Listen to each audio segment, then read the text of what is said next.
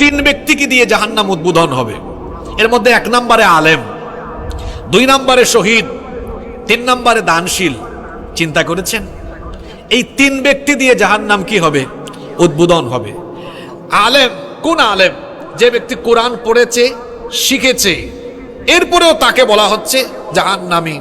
সে তখন বলবে, আল্লাহ তুমি আমাকে জাহান্নামে পাঠাচ্ছ কেন? তখন আল্লাহ তাকে বলবেন, তুমি তো আলেম হয়েছ, লোকজন তোমাকে বড় আলেম বলবে, শুধু এই উদ্দেশ্যে আলেম হয়েছে, এজন্য তুমি তো দিন প্রচার প্রসার বা একেবারে ইখলাসের সাথে কাজগুলো করে আসনি। 2 নম্বর শহীদ। আপনারা জানেন শহীদদের এত মর্যাদা, হাদিস শরীফে এসেছে, আল্লাহ নবী বলেছেন শহীদদের কাছ থেকে কোনো হিসাব হয় না, বিচার হয় না। আল্লাহ শহীদদেরকে বিনা বিচারে বিনা হিসাবে জান্নাত দিয়ে দেন। সুবহানাল্লাহ কি বাড়ি গিয়ে বলবেন? কোনো কি নাই, হিসাব নাই, বিচারও নাই। সেই শহীদ 2 নম্বরে জাহান্নামে যাচ্ছে, উদ্বোধন করা হচ্ছে তাকে দিয়ে। কোন শহীদ? যে ব্যক্তি যুদ্ধ করেছে, লড়াই করেছে, লোকজন তাকে বীর বলবে, সাহসী বলবে, এইটা মনে ছিল, তার শাহাদাত আল্লাহ কবুল করবেন না। 3 নম্বর দানশীল। কোন দানশীল? যেই দানশীল এজন্য দান করত যে লোকজন তাকে দানশীল বলবে, অমুক খুব দান করে।